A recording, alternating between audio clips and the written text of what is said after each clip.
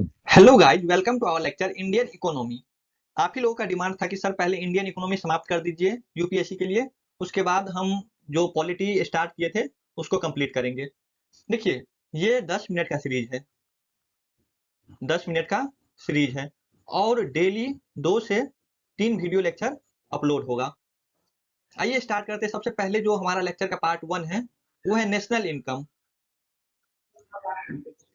National income होता क्या है, नेशनल इनकम है क्या, इसको पहले समझिए। देखिए, अगर किसी एक फाइनेंशियल ईयर की बात करें, वन फाइनेंशियल ईयर, तो पहले एग्जांपल लेते हैं। एक राम है, एक श्याम है, ठीक। अब राम का जो इनकम है वो 10,000 पर मंथ है और श्याम का जो इनकम है वो है 2 लाख पर मंथ। अब आप देख के सोच सकते हैं कि किसी भी ईयर की बात करें तो श्याम का जो इनकम है वो राम की इनकम से हमेशा ही ज्यादा होगा। इसी तरह अगर किसी कंट्री की बात करें, जैसे कि इंडिया हो गया, चाइना हो गया, यूएसए हो गया या रसिया हो गया, जो कंट्री जितना जिसके पास जितना पैसा होगा, जिसके पास जितना अधिक पैसा होगा, उस कंट्री का जो नेशनल इनकम है वो ज्यादा होगा। अब नेशनल इनकम को हम डिटरमाइन कैसे करेंगे, तो इसका अलग अलग मेथड है, जैसे कि जीडीपी, एनडीपी, जीएनपी और एनएनपी।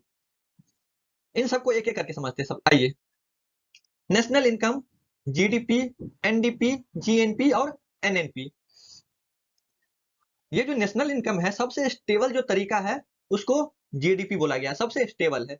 ऐसा क्यों है, ये हम जब नेक्स्ट स्लाइड देखेंगे तो इसमें क्लियर हो जाएगा। पहले आप ये समझ के रखिए कि जीडीपी सबसे स्टेबल तरीका है। अब इस सबका फुल फॉर्म पढ़ लीजिए। जीडीपी का मतलब होता है ग्रॉस डोमेस्टिक प्रोडक्ट, एनडीपी का मतलब हुआ नेट डोमेस्टिक प्रोडक्ट, जीएनपी का मतलब हुआ ग्रॉस नेशनल प्रोडक्ट और एनएनपी का मतलब हुआ नेट नेशनल प्रोडक्ट। अब इन सब में एक कॉमन है, प्रोडक्ट। आप देख सकते हैं कि सब में कॉमन क्या है, प्रोडक्ट। तो हम सबसे पहले ये प्रोडक्ट क्या है इसी को समझते हैं। ये जो प्रोडक्ट है ये क्या है, इनको समझते हैं। आइए, तो प्रोडक्ट, आइए देखिए, प्रोडक्ट बेसिकली होता क्या है। कोई रॉ मटेरियल है, मान लीजिए कि कोई स्टील है, ये रॉ मटेरियल है। जब इसको ऑटोमोबाइल कंपनी में डालेंगे, जब इसको क्या करेंगे, ऑटोमोबाइल इंडस्ट्री में लेके जाएंगे, ऑटोमोबाइल इंडस्ट्री में लेके जाएंगे, तो ये मैन्युफैक्चरिंग करके क्या बनाएगा, कार बनाएगा। अब देखिए, रॉ मटेरियल को प्रोसेस करके एक जो हमारा फिनिश्ड प्रोडक्ट होता है उसमें कन्वर्ट किया जा रहा है। तो यही लिखा है, प्रोडक्ट बेसिकली होता क्या है, raw material is being converted into a finished good. यानी कि जो रॉ मटेरियल मटेरियल है उसको अगर हम कन्वर्ट कर रहे हैं किसी प्रोसेस के द्वारा फिनिश्ड गुड में, तो उसी को हम प्रोडक्ट बोलेंगे। अब देखिए, हम इससे कंफ्यूज हो जाएंगे। कंफ्यूज क्या हो जाएंगे, यहाँ पे लिखा है कि ये जो प्रोडक्ट है ये गुड्स भी हो सकता है और सर्विसेज भी हो सकता है। अभी जो हम रॉ मटेरियल वाला बात बोले, केवल ये गुड्स में अप्लाई होता है, जबकि सर्विसेज में ये अप्लाई नहीं हो रहा है। तो हम इसको किस तरीके से डिफाइन करेंगे, तो इसका एक अलग प्रोसेस ये भी है कि अगर कोई भी सर्विस प्रोवाइड किया जा रहा है और उससे मनी का ट्रांजेक्शन हो रहा है, जैसे कि अगर बैंकिंग सेक्टर में बात करें, तो इसमें हम कोई रॉ मटेरियल की बात नहीं बोल रहे हैं, इसमें हम बात कर रहे हैं मनी का ट्रांजेक्शन की, यानी कि लेन देन की। इसी तरह इंश्योरेंस हो गया, शिपिंग हो गया, या फिर बस सर्विस हो गया, टेलीफोन सर्विस हो गया, ये सब बेसिकली एक सर्विसेज है जो कि प्रोडक्ट के अंतर्गत आता है। अभी हम बोले कि अगर प्रोडक्ट की बात करें तो मनी का ट्रांजैक्शन होना चाहिए। तो मनी का ट्रांजैक्शन यहाँ पे लिखा है कि अगर कोई भी कार है, टेबल है, तो ये मान के चलिए कि एग्जांपल है कि ये 100 रुपया में हो रहा है ऐसा ट्रांजैक्शन, और जो सर्विसेज है वो 500 रुपया में इसका ट्रांजैक्शन हो रहा है। किसी मतलब इससे ये क्लियर हो रहा है कि किसी भी चीज का अगर मॉनेटरी वैल्यू है तो उस चीज को हम प्रोडक्ट में गिन सकते हैं। अब प्रोडक्ट को डिफाइन करते अलग अलग तरीके से। देखिए, अगर कोई गुड्स है उसको प्रोड्यूस करते किसी फाइनेंशियल ईयर में और उसका एक वैल्यू है, एग्रीगेट वैल्यू है, तो उसको हम क्या करेंगे, प्रोडक्ट में ले जाएंगे। या फिर कोई सर्विसेज है जो कि किसी के द्वारा, किसी मेंबर के द्वारा प्रोवाइड किया जा रहा है और उसका कोई एग्रीगेट वैल्यू है, उसको भी हम किस में ले जाएंगे, प्रोडक्ट में। अब दोनों ही चीज का एक वैल्यू है जिसको हम मॉनेटरी वैल्यू बोलेंगे। अब मॉनेटरी वैल्यू को अगर टोटल गुड्स जो है किसी फाइनेंशियल ईयर में और टोटल सर्विसेज जो है किसी फाइनेंशियल ईयर में उस दोनों को अगर कैलकुलेट करके ऐड करें तो उसको हम बोल सकते हैं कि ये जीडीपी के अंतर्गत आएगा। इतना ही नहीं है, जीडीपी में बहुत सारा कुछ है, तो एक एक करके हम सारा कुछ कवर करेंगे। देखिए जीडीपी का डिफिनेशन क्या है, a lot of financial goods and services are produced within a geographical boundary of India। हम यहाँ पे इंडिया का एग्जांपल ले रहे हैं। देखिए ये हमारा इंडिया है, ठीक, इस तरीके से हमारा इंडिया है। अब ये बाउंड्री है, देखिए ये जो है ये बाउंड्री बना रहा है इंडिया का, ये जो है ये बाउंड्री बना रहा है, ये पूरा बाउंड्री इंडिया का, ठीक। अब इस बाउंड्री के अंतर्गत कोई भी अगर गुड्स या सर्विसेज प्रोड्यूस हो रहा है या प्रोवाइड किया जा रहा है तो उसको हम जीडीपी में काउंट करेंगे। अगर इंडिया के द्वारा ही किसी फॉरेन कंट्री में कोई गुड्स या सर्विसेज प्रोवाइड किया जा रहा है, प्रोड्यूस किया जा रहा है, तो उसको हम जीडीपी में काउंट नहीं करेंगे। ये आपको सबसे पहला याद रखना है। क्या अभी हम बोले, जीडीपी में हम उसी को काउंट करेंगे, उसी गुड्स एंड सर्विसेज को काउंट करेंगे जो कि ज्योग्राफिकल बाउंड्री के अंतर्गत हो, जो इंडिया का ज्योग्राफिकल बाउंड्री है उसी के अंतर्गत हो। इतना अगर आपको समझ में आ गया तो आगे चलते हैं। देखिए जीडीपी का एग्जांपल हम क्या बोले, a lot of financial goods and services are produced within the geographical boundary of India। अब देखिए अगर कोई जो कंपनी है, मान लीजिए कि वो एग्जांपल है कि कार प्रोड्यूस कर रहा है, कार किसके अंतर्गत है, गुड्स के अंतर्गत, और वो कंट्री कहाँ पे प्रोड्यूस किया जा रहा है, इंडिया में, और कहाँ का कंपनी है, वो भी इंडियन कंपनी ही है। अगर इंडिया का कंपनी है और इंडिया में ही प्रोड्यूस किया जा रहा है तो उसको हम जीडीपी में, यानी कि जो इंडिया का बाउंड्री है, एक मिनट इसको थोड़ा इरेज करते हैं। यहाँ पे देखिए ये हमारा इंडिया, ठीक, ये अब ये जो कार प्रोड्यूस किया जा रहा है इंडियन कंपनी के द्वारा इंडिया में, तो इसको हम जीडीपी में काउंट करेंगे। या फिर मान लीजिए कि ये इंडियन कंपनी है और पाकिस्तान में कोई कंपनी बना रहा है, कोई कार प्रोड्यूस कर रहा है, इसको हम इंडिया की जीडीपी में काउंट नहीं करेंगे। सेकेंड एग्जांपल देखिए, अगर कोई फॉरेन कंपनी है, मान लीजिए कि यूएसए का कंपनी है, वो भी क्या कर रहा है, कार प्रोड्यूस कर रहा है, और कार प्रोड्यूस कहाँ पे कर रहा है, इंडिया में, इंडिया के बाउंड्री में, इंडियन टेरिटरी में, उसको भी हम जीडीपी में काउंट करेंगे। उसको भी हम कहाँ पे काउंट करेंगे, जीडीपी में। यानी कि हम ये देख रहे हैं कि अगर डोमेस्टिकली या तो फिर फॉरेन कंट्री द्वारा हो रहा है या फिर इंडियन कंपनी द्वारा, किसी भी कंट्री द्वारा अगर हो रहा है और वो इंडिया में ही हो रहा है तो उसको हम जीडीपी में काउंट करेंगे। इतना ठीक है।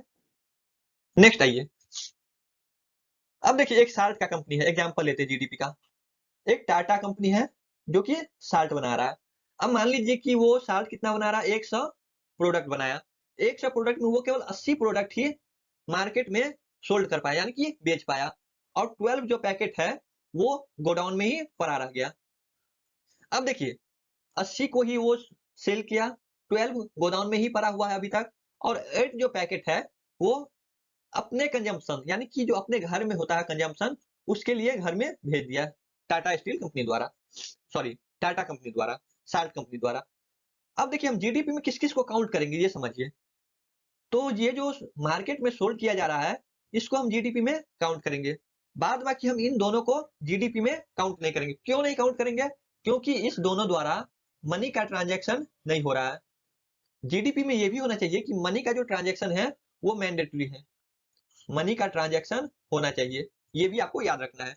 अब देखिए ये जो गोडाउन में पड़ा है, ये तो कोई भी फाइनल गुड्स बनने के बाद, देखिए फाइनल गुड्स तो बन गया, ठीक, लेकिन अगर ये सोल्ड ही नहीं हो रहा है तो ये हमारा जीडीपी में कैसे काउंट हो पाएगा। ये हो गया। सेकेंड लीजिए कि ये 8 पैकेज जो है ये सेल्फ कंजम्पशन के लिए अपने घर में भेज दिया, ठीक। अब ये अपने घर में भेज दिया तो इसका भी मनी ट्रांजैक्शन में कोई इंपैक्ट नहीं है, मनी ट्रांजैक्शन में कोई इंपैक्ट नहीं है, इसको भी हम जीडीपी में काउंट नहीं करेंगे। अब देखिए जीडीपी का एक और एग्जांपल लेते हैं, इस एग्जांपल से समझिए क्या है। देखिए एक स्टील कंपनी है। अब ये जो स्टील कंपनी है ये क्या प्रोड्यूस कर रहा है, स्टील प्रोड्यूस कर रहा है, ठीक। अब ये स्टील प्रोड्यूस करके दो जगह, एक ऑटोमोबाइल कंपनी और एक टूल फैब्रिकेटर, इन दोनों कंपनी में अपना स्टील सेल किया, ठीक। ऑटोमोबाइल कंपनी क्या किया, ये 10 कार बनाया इस स्टील से और मार्केट में बेच दिया। उसके बाद जो टूल फैब्रिकेटर है ये 5 टूल इसी स्टील से बनाया और मार्केट में सोल्ड किया। अब ये जो फाइनल गुड्स बन के निकला, जैसे कि 10 कार हो गया, ये जब सोल्ड हो गया उसको हम बोलेंगे फाइनल गुड्स, जब पूरी तरीके से कंप्लीट हो जाता है। तो ये किस में आ गया? फाइनल गुड्स में। इसी फाइनल गुड्स को हम क्या करेंगे? जीडीपी में काउंट करेंगे। अब देखिए यहाँ पे एक चीज हम बोले कि फाइनल गुड्स, यहाँ पे जो स्टील है ये भी किसी कंपनी द्वारा ही बेचा गया है, लेकिन ये जीडीपी में काउंट नहीं होगा। जीडीपी में काउंट नहीं होगा। क्यों नहीं काउंट होगा ये समझिए। अब ये जो स्टील है, जो कि स्टील कंपनी द्वारा प्रोड्यूस हुआ और ऑटोमोबाइल कंपनी और टूल फैब्रिकेटर इन दोनों जगह भेजा गया, ये बेसिकली जो स्टील है ये इंटरमीडिएट स्टील है, यानी कि इंटरमीडिएट गुड्स है। अगर इंटरमीडिएट गुड्स है तो उसको हम जीडीपी में कैलकुलेट नहीं करेंगे। क्यों नहीं करेंगे? क्यों नहीं करेंगे? आइए देखते हैं। यहाँ पे आइए, एक मान लीजिए कि ये कामधेनु स्टील कंपनी है, ठीक। ये क्या किया? स्टील प्रोड्यूस किया, ऑटोमोबाइल कंपनी में बेचा, और फिर ये ऑटोमोबाइल कंपनी क्या किया? कार बनाया और मार्केट में सोल्ड किया। यहाँ तक हम बात कर लिए। अब देखिए ये जो स्टील कामधेनु स्टील कंपनी है, ये जब स्टील बेचा ऑटोमोबाइल कंपनी द्वारा, तो मान लीजिए कि ये एग्जाम्पल है कि ये 100 रुपया में पूरा का पूरा स्टील बेच दिया। अब ये जो ऑटोमोबाइल कंपनी है, जब ये कार बेचेगा तो इस कार में क्या करेगा? ये जो 100 रुपया है ये भी ऐड करेगा, बाद बाकी जो मेंटेनेंस है, maintenance cost, labour cost, rent cost, ये सारा इस पे ऐड करेगा। मान लीजिए कि ये मेंटेनेंस, लेबर, रेंट और प्रॉफिट, ये सब मिला के इसको 50 रुपया मतलब और लग रहा है। अब ये जो ऑटोमोबाइल कंपनी है, ये जब कार सोल्ड करेगा तो इसमें सब ऐड कर लेगा, यानी कि ये जो 100 रुपया इंटरमीडिएट वाला है ये भी ऐड किया जा रहा है। यहाँ पे देखिए ऑलरेडी इंक्लूडेड। तो इसीलिए जो जीडीपी में इसको कैलकुलेट नहीं किया जा रहा है, इसी एक यही रीजन है कि इंटरमीडिएट गुड को काउंट नहीं किया जा रहा है। यहाँ पे देखिए जीडीपी में केवल जो फाइनल गुड्स बन के निकलेगा उसी को ऐड किया जाएगा, बाद बाकी किसी भी तरीके से अगर फाइनल गुड्स अगर नहीं बना है तो उसको जीडीपी में काउंट नहीं किया जाएगा। ये आपका आंसर हो गया। अब एक और एग्जांपल समझिए। यहाँ पे लिखा हुआ है there is no goods and services produce here, you just sold the already manufacture goods which has already been considered in GDP when it was produced. इसका एग्जांपल समझिए। एक राम है, ठीक, और एक श्याम है। एक राम है, एक श्याम है। किसी कंपनी से राम क्या किया? एक लैपटॉप खरीदा, एक लैपटॉप खरीदा, ठीक, और इस लैपटॉप का कॉस्ट था 10,000 रुपया। अब ये किसी कंपनी से राम क्या किया? खरीदा। राम क्या किया? इस लैपटॉप को श्याम के द्वारा बेच दिया। श्याम के द्वारा क्या किया? इसको 5,000 में, 5 के रुपीज में श्याम के द्वारा बेच दिया गया। अब देखिए यहाँ पे जो ट्रांजैक्शन हुआ ये फाइनल गुड्स का, ये जीडीपी में काउंट होगा, जीडीपी में काउंट होगा। लेकिन ये जो राम के द्वारा जो श्याम को जो बेचा गया है ये जीडीपी में काउंट नहीं होगा, ये जीडीपी में काउंट नहीं होगा। क्यों? क्योंकि जीडीपी में फिनिश्ड प्रोडक्ट केवल एक ही बार काउंट होता है, सेकेंड टाइम्स काउंट नहीं होगा, यानी कि ओल्ड प्रोडक्ट का जीडीपी में काउंट नहीं होगा। समरी देखिए जीडीपी का। जीडीपी क्या है? A lot of final goods and services are produced within the geographical boundary of India, यानी कि जो इंडिया का ज्योग्राफिकल बाउंड्री है इसी के अंदर जितना जो गुड्स एंड सर्विसेज प्रोवाइड किया जा रहा, प्रोड्यूस किया जा रहा, उसी को हम जीडीपी में काउंट करेंगे। सेकेंड है Indian company producing car in goods in India, यानी कि जो इंडिया का कंपनी है अगर वो इंडिया में कार प्रोड्यूस कर रहा तो वो जीडीपी में काउंट होगा। अगर यहाँ पे देखिए foreign company produce car in goods in India, मान लीजिए कि कोई फॉरेन कंपनी है और इंडिया में कार प्रोड्यूस कर रहा है, इंडिया में आकर, उसको भी हम जीडीपी में काउंट करेंगे। Goods and services exchange for money, हम क्या बोले कि मनी का ट्रांजेक्शन होना चाहिए जीडीपी में। अब मनी का ट्रांजैक्शन अगर हो रहा है और ओल्ड है, जैसे कि अभी हम लैपटॉप का एग्जांपल लिए, तो उसको हम जीडीपी में काउंट नहीं करेंगे। फाइनल गुड्स जीडीपी में इंटरमीडिएट गुड को हम काउंट नहीं करते, केवल फाइनल गुड को हम काउंट करते हैं। अब ये देखिए इंपोर्टेंट है। इंपोर्टेंट क्या है? जीडीपी किस मिनिस्ट्री के अंतर्गत आता है? Ministry of planning and development.